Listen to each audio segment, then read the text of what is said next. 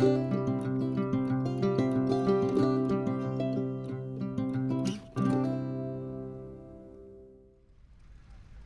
you can get a good overview of the show from standing here. Over there is the mud munchers. You can have rides in a 4x4 over the humps and bumps and through the mud. Coming round, we have the tractors. We'll have a look at those in detail later on. Stalls over there in the distance, and round to the classic cars. Beyond the classic cars is the working area, which we'll also go to later. I'll just give you a flavour of the tractors. International, Fordson, small Leyland.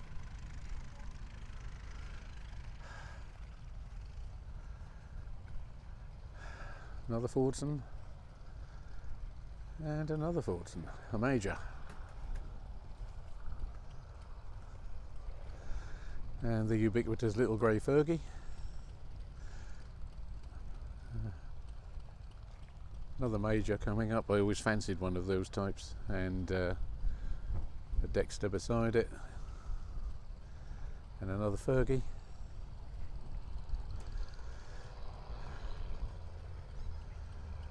In the background, another selection, including a Massey, and a Massey at the front here, 135. They're very popular now, and they make good money. Larger Ford, a 5000, and the smaller 3000.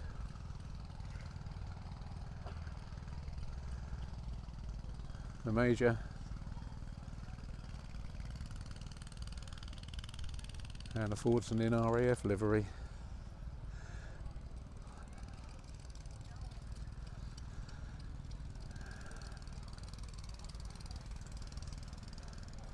Obviously used for towing bombs and equipment to the aircraft during the Second World War.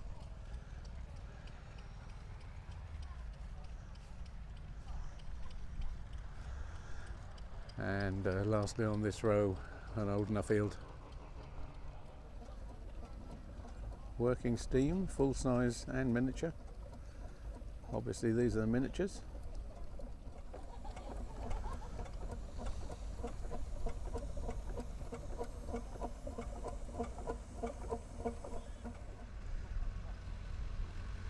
Here's a rarer and more expensive machine, a roadless 95, four-wheel drive. Not many of those about now. Here's an older Massey 35. Those of you that are interested in ploughing.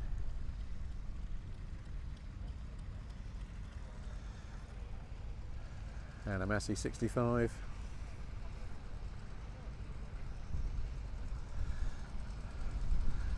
Lovely old Alice Chalmers. And next to that, what you might call a garden tractor or a market gardener's tractor. A Hinomoto, they're Chinese, I think. There's quite a lot of them over here now, and they actually are becoming very popular for horticultural ploughing, which is a growing interest alongside the full-size classic ploughing. And a lot of people use these now because they've really got all the features of a full-size tractor, and you can get some very good ploughing done with them. And next to that, a wheel horse, and then a Field Marshal. Beautiful old things. Single cylinder tractor, approximately 10 litres if I remember rightly. I could be wrong, I'll have to look it up. And not one, not two, but three Nuffields.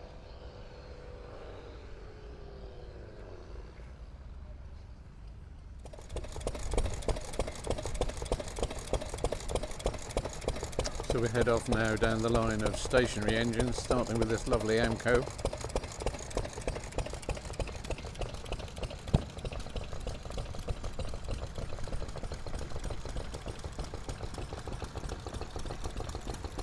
And a Lister. And a Ruston Hornsby pumping.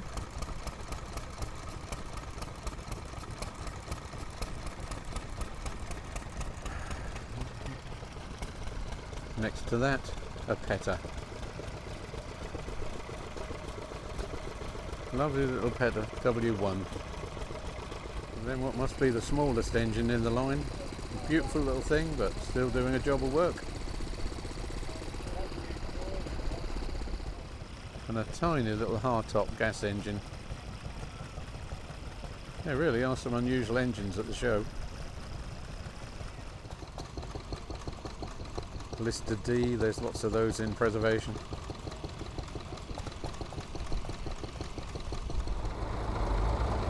For those who like something bigger, we've got the tractor pulling.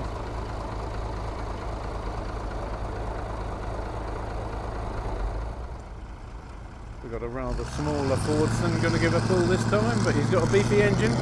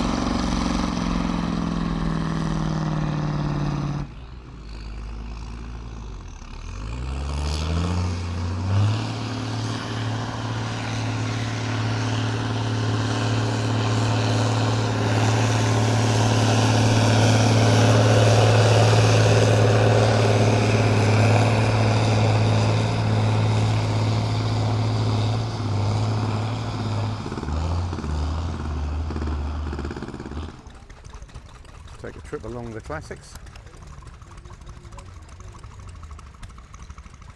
Lovely Firebird here.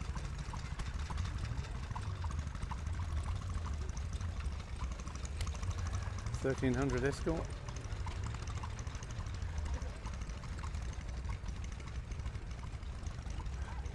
Everybody knows what that is. It's the Morris 2200. The Land Crab.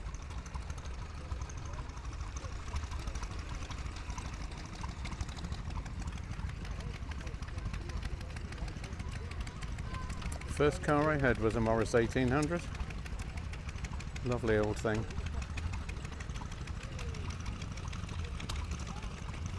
They took a lot of stick, but they had an awful lot of space inside.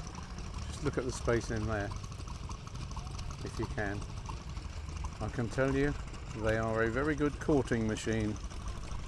I'll go into no more detail, but there is plenty of space on the back seat. Next to that, a real rarity, Hillman Super Minx convertible.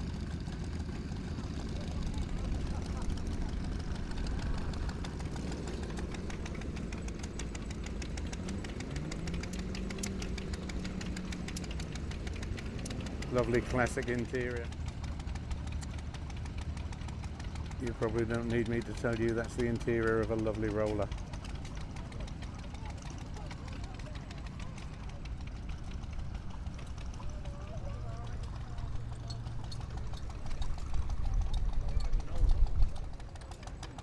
Another blast from the past as far as I'm concerned, in the same colour as well. I had one of these.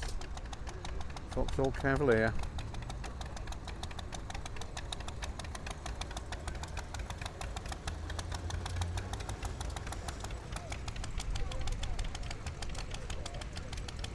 As I thought, that's the GL model. I could only have the L. At the end of the line of classic cars, we have the Mud Munchers.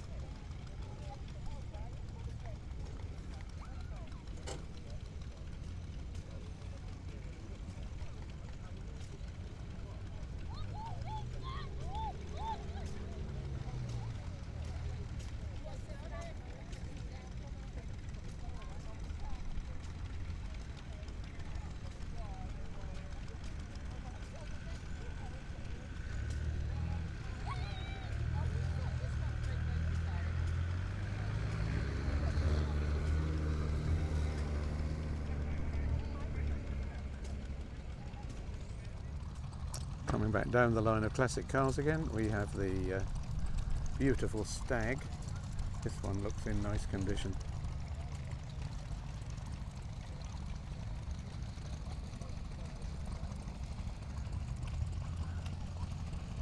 And don't they have a lovely interior too?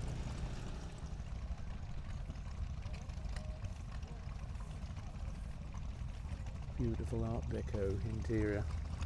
The Austin Conway Cabriolet. Austin 10.4. Lovely model in beautiful condition. And a car I've always lusted after, a Vauxhall Cresta. I don't think I've ever seen one in this colour. I don't know if it was a standard factory colour. Beautiful American influence. Fins at the back.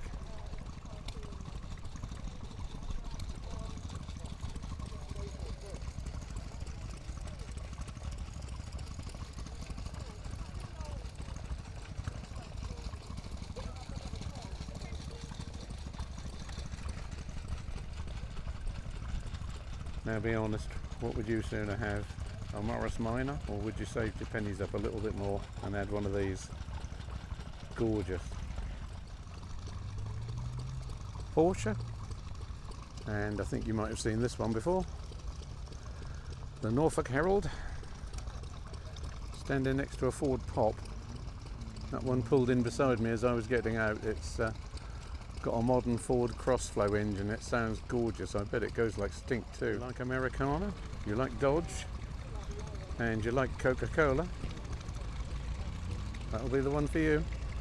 Just briefly take you down the line of the commercials. Bedford removals truck. Lovely old bus, a Daimler engine.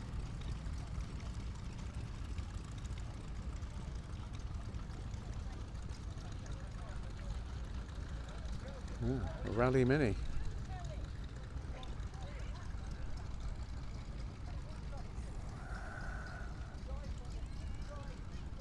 And an absolutely beautiful Sentinel tipper.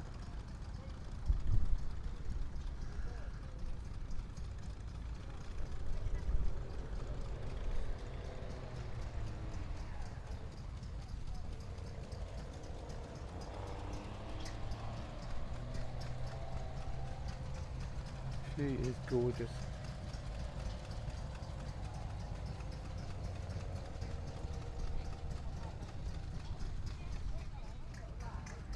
Just been having a chat with the owner, a lovely chap.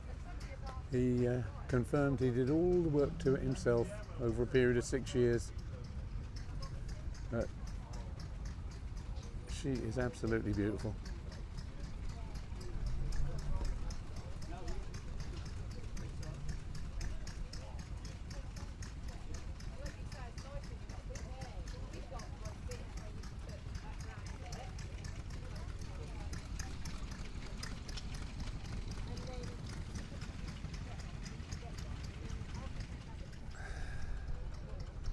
Next to that, a brace of Ford Transits, an earlier drop side and a later one.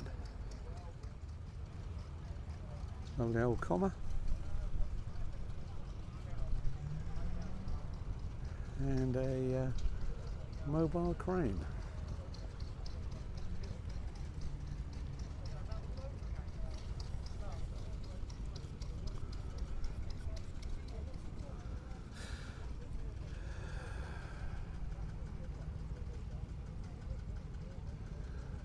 If you're interested, you may be able to pause on that and read it.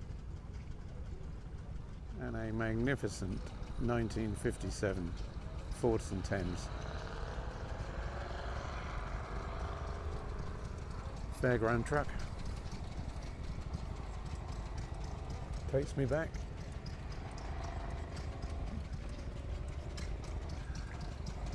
These are the sort of things that you'd have a good look at when I was a kid. Everybody else would be wanting to go on the ride.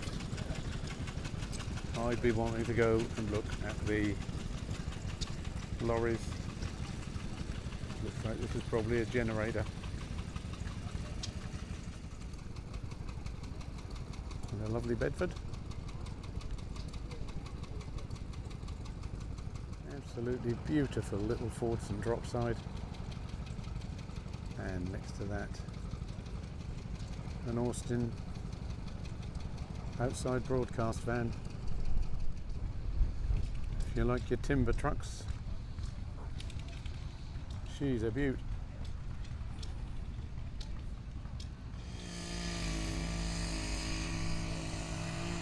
For those of you who like steam,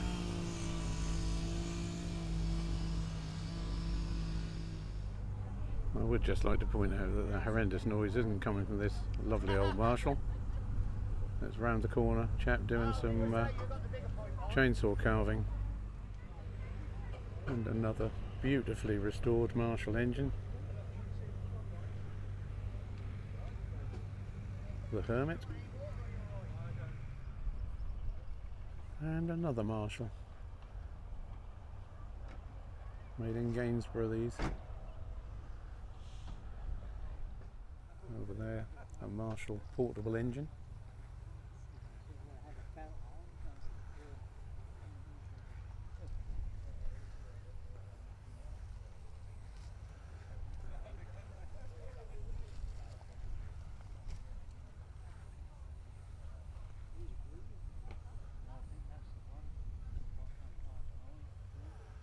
And a Clayton and Shuttleworth, that's a rare one.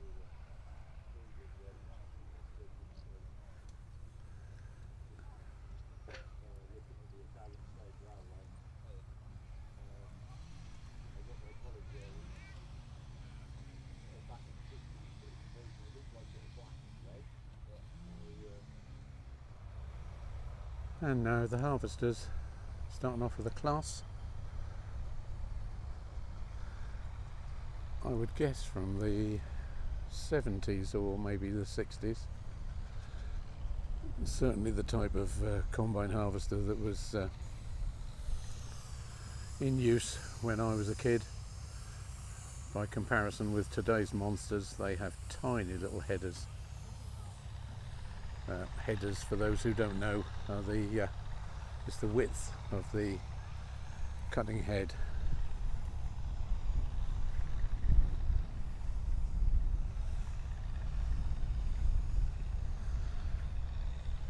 Massey Ferguson.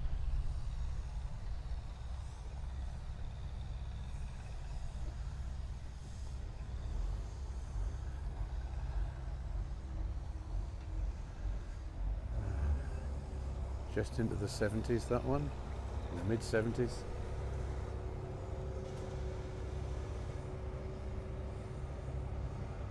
Ransoms.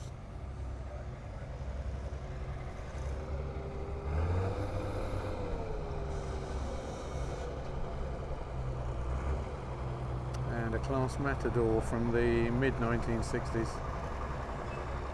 There's a New Holland again from the mid-60s. Now off to the harvesting field.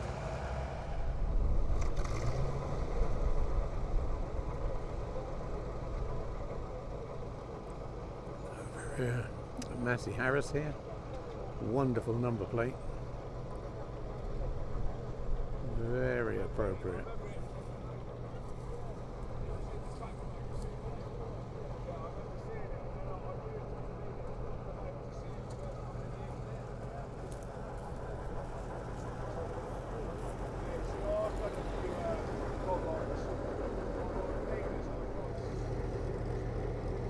It's the 726.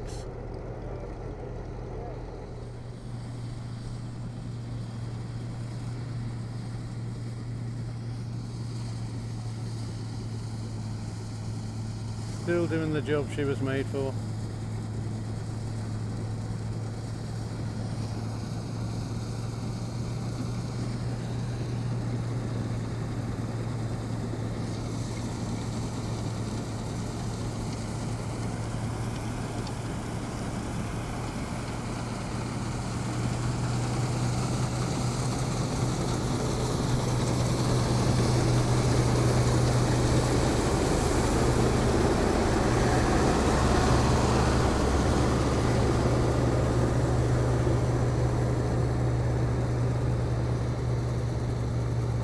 can see, that's the Ransoms.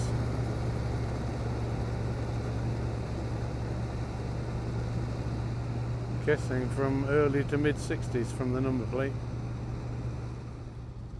Ransom, Sims and Jeffries, of course, are an Ipswich firm. So she's only, as the crow flies, I would guess 35 miles, 40 miles from where she was made.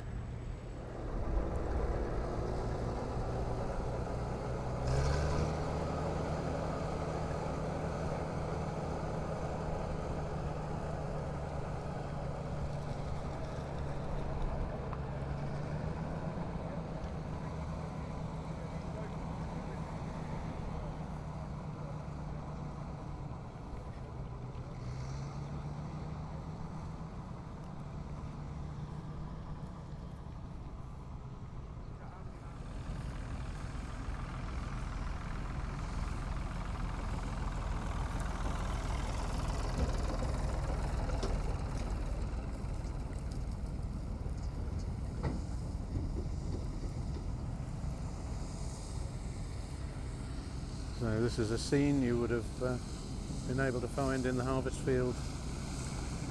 Where are we? 40, 60, 65 years ago, maybe more.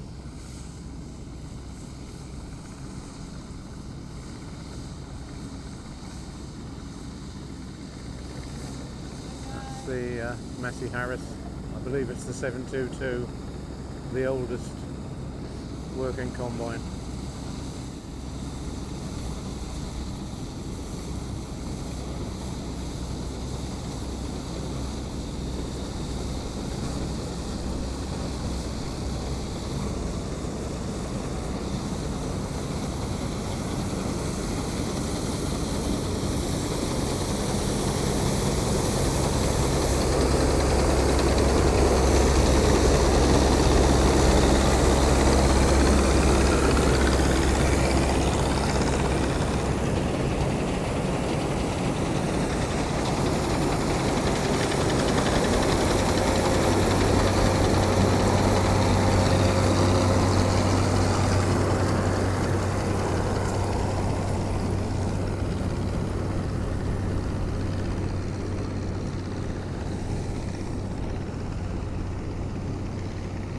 What a beautiful sight. And here we have a Howard Rotavator 350 model. I guess that must be from the 1960s or very early 70s.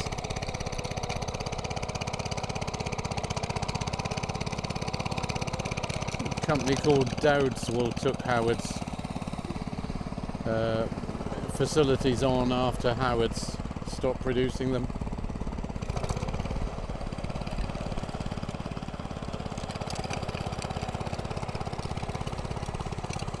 Handy little machine. I had one of those myself once, and you can get a surprising amount of work done with them.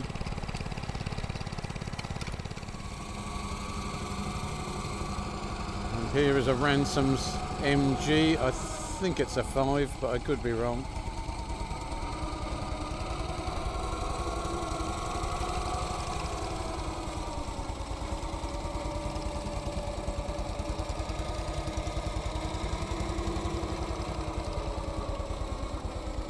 They sold a lot of these. They were very popular with smallholders and market gardeners, and they could do a good day's work, especially when they're hitched up to a Ransom's plough. And this is a trusty tractor.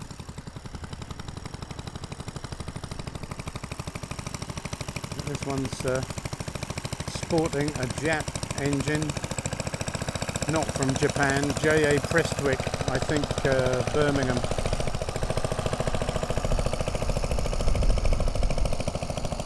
They are a powerful machine and capable of doing a good day's work.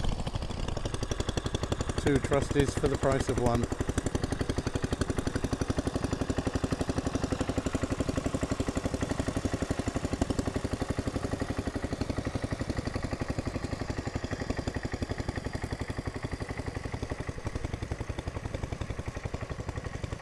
considering how dry the land is, it's ploughing quite well. Here's a trusty with disc harrows on the back, and behind that you can fit this seat, which saves you walking, although doesn't look particularly comfortable, does it? And a trio of Barford Atoms, one with a trailer on the back, one with a plough, and the third one has another plough.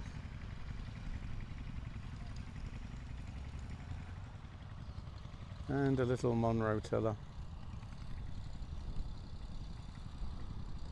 So this is a smaller machine, but although it looks a bit more modern, it is from the 1960s. It's a Honda F610. The plough looks as though it's a slightly strange design, doesn't it? But it is actually reversible. And if he's coming back up this road, we'll see him reverse it.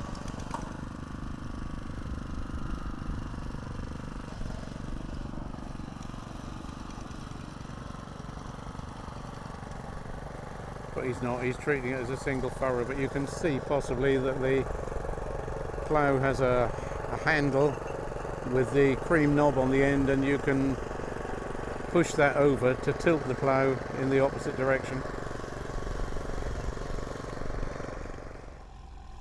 And the ubiquitous little grey Fergie, very successful tractor, developed by Harry Ferguson.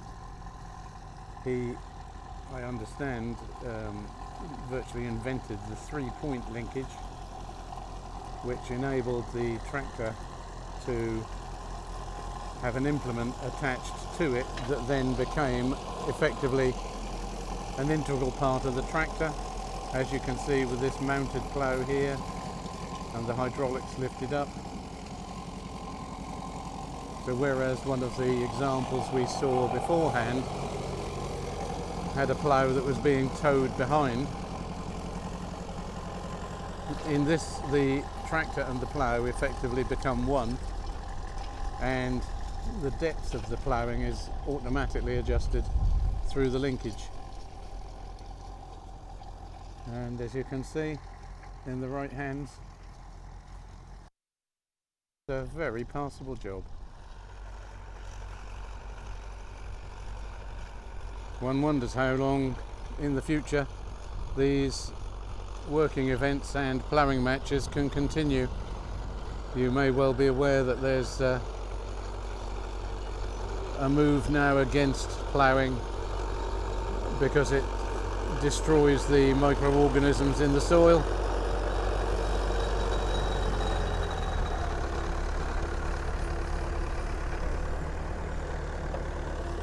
And most cultivation that's done on at least dry. Most cultivation that's done on at least light soils is now just a sort of cultivation pass, and then direct drilling without the ploughing. Much less disturbance to the soil. Ploughing matches in the future will need to rely on farmers still being willing to have their land ploughed. And here we have the parade of steam engines approaching. The miniatures first, some of which we will have seen before. That's a McLaren.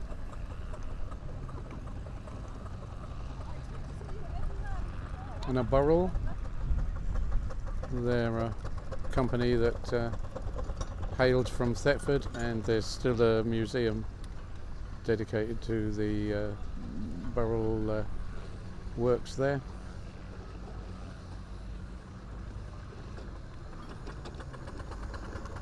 Not sure what that one was.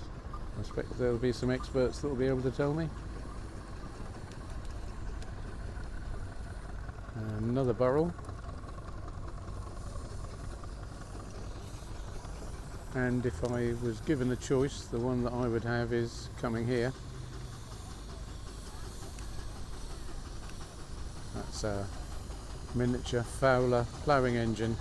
You can see it's got the winch underneath. They would have ploughed in pairs, the full-sized ones, one at one end of the field and one at the other, dragging the plough between them. And the first of the full-scale steam, this one's a Garrett.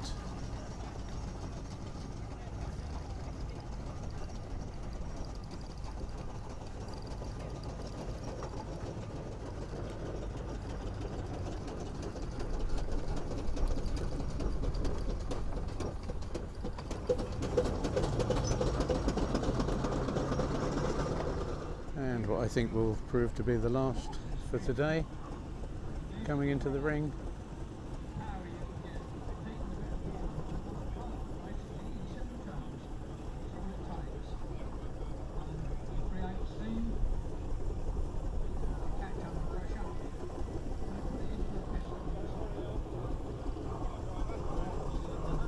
Absolutely beautiful Marshall.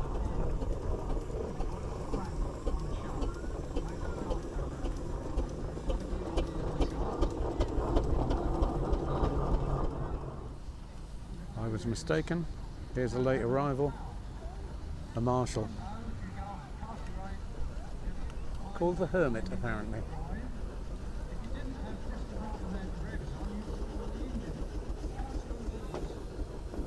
Beautiful restoration on these engines and the fantastic paintwork of the pinstriping.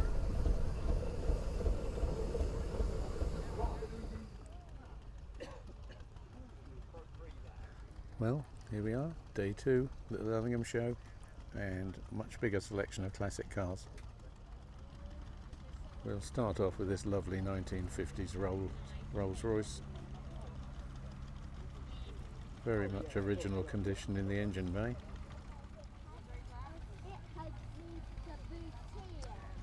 Typical beautiful Rolls interior.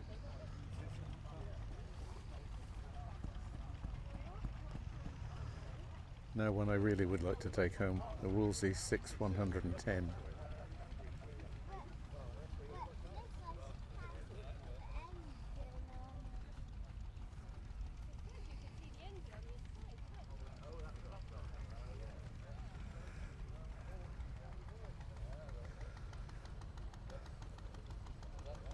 My father had a Morris Oxford Farina style.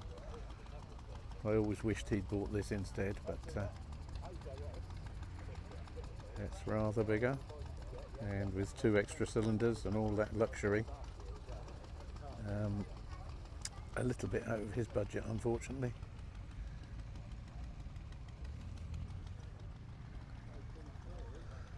Just run quickly down a few more, just give you a flavour of what's here.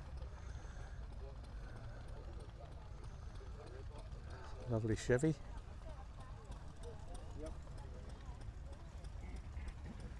Bel Air.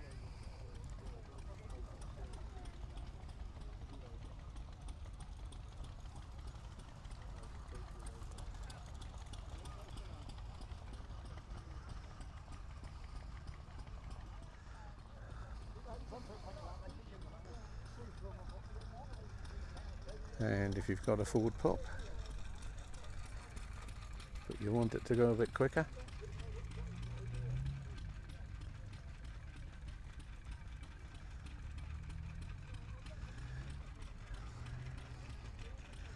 I bet she sounds nice. Look at that interior.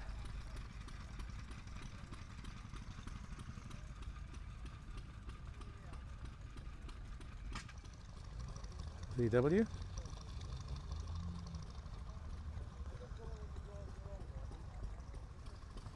It's the Firebird we saw yesterday. The Morgan and the Norfolk Herald again. Parked next to a lovely old Austin.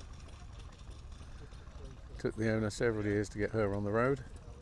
Next to that, a very original Ford Classic. A lovely patina on the front there. Ford Consul Classic from 1961.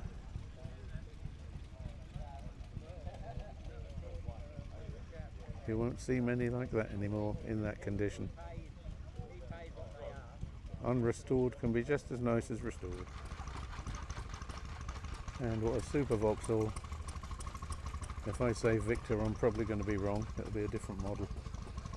I think it will be a different model from that grille. I'll be corrected when I get round to the back.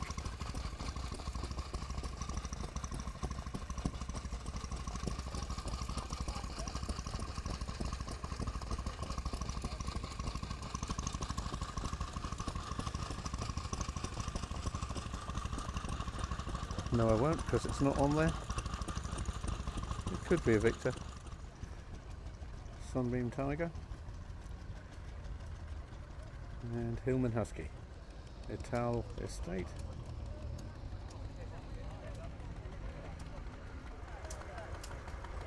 Late model Ford Capri. Beautiful HB Viva GT.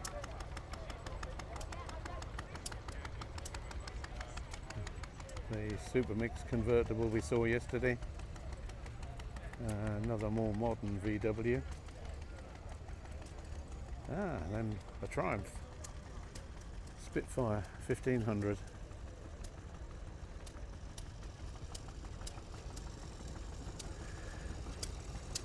Now you see the Norfolk Herald has just a slightly higher seating position than the Spitfire, and as much as the owner lusts after a Spitfire, I'm afraid my days of getting out of a seat that low are long gone. Nice Escort. And a 3-litre gear Capri. Ooh, look at the state of that. Wouldn't you want to take that home?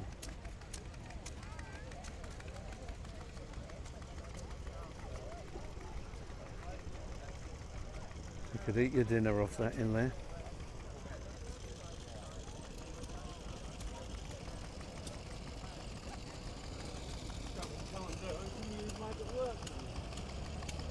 And the typical recessed dials. The one we didn't see yesterday, Ruston Hornsby. Beautifully restored. Can hardly hear her running.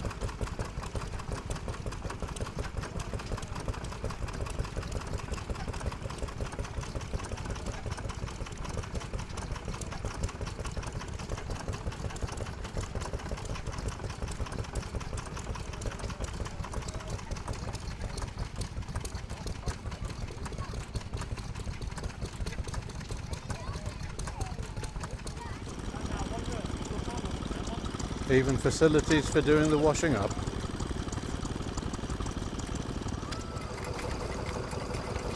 Nice Petter is powering a pump.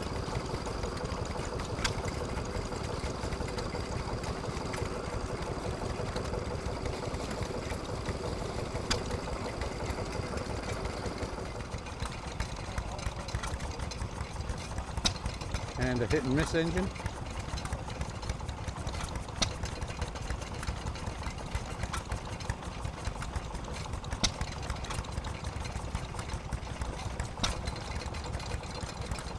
Don't pretend to be an expert, so I don't know what model. And a hit and miss engine I do know, that's the Amanco Chore Boy. That's the smaller model. I think there was a larger version called the Amanco Hired Man.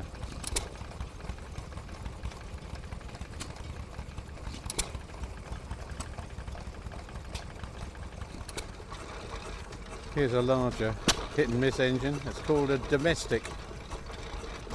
Another American manufacturer, of course. The previous hit and misses we've seen, they were American as well. This one's 105 years old.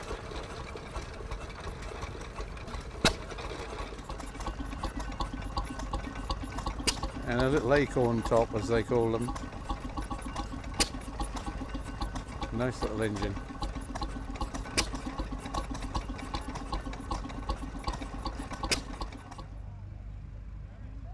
Here's a selection of military photos. I can't do video coverage because there's music playing nearby and YouTube might not like it.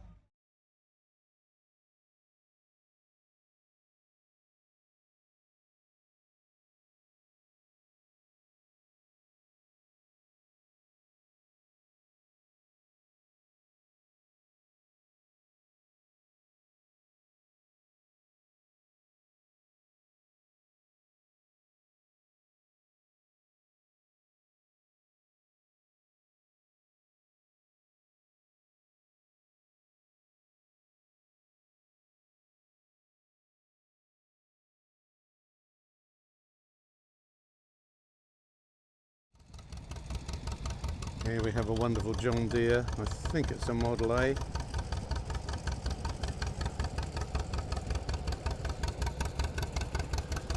Smallest model they made. Beautiful little tractor. Fantastically restored.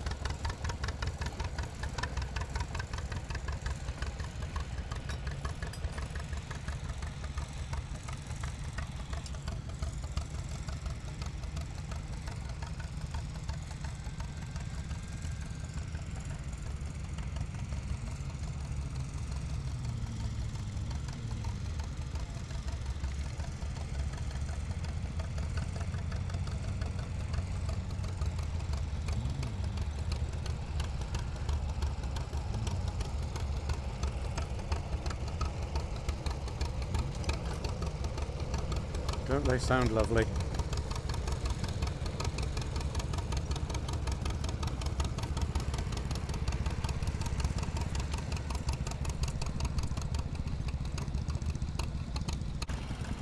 We have judged ploughing going on today, the horticultural section, and there's the judge with his clipboard.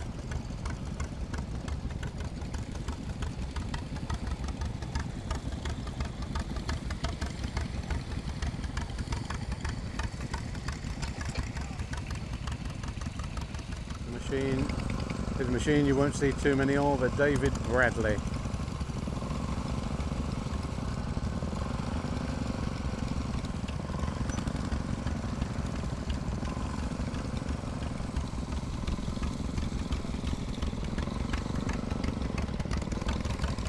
That looks pretty good to me in these conditions with that machine. So as you can see, he's turning that furrow back into the top to make a ridge that meets in the middle.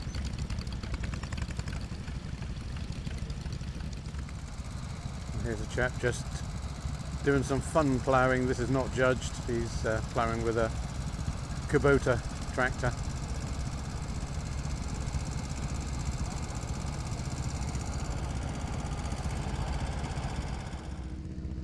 So just when you think you've seen it all, I give you the mini pullers.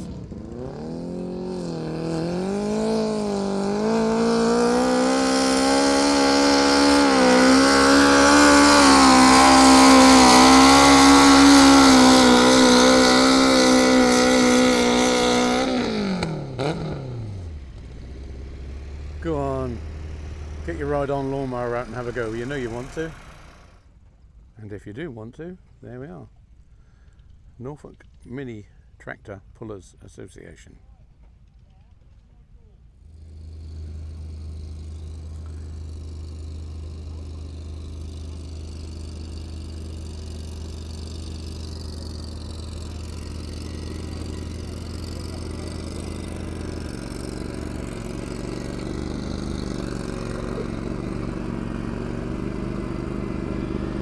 When I said get your ride-on lawnmower out, I meant it.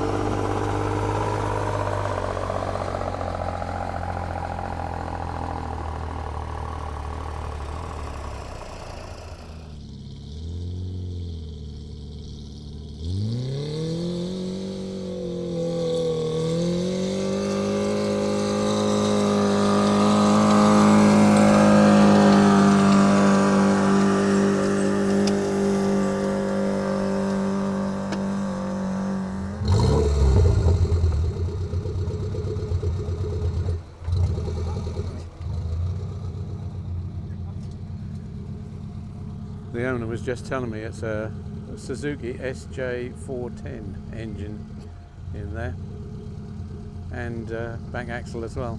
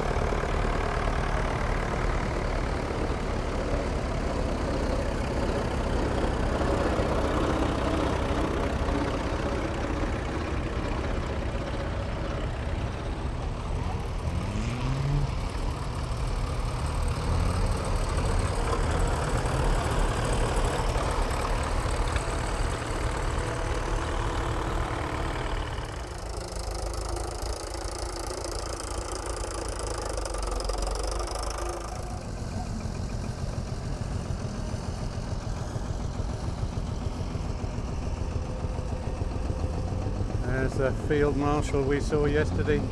Lovely sound, just ticking over. Well, I hope you've enjoyed this quite in-depth look at everything that's been going on at Little Ellingham vintage working event. As I say, it's a fantastic show. There's got to be something for everybody. I can't think of another show where there's quite so much working going on of different varieties of machine, and certainly you won't see better harvesting equipment anywhere. So until the next video, thank you for watching.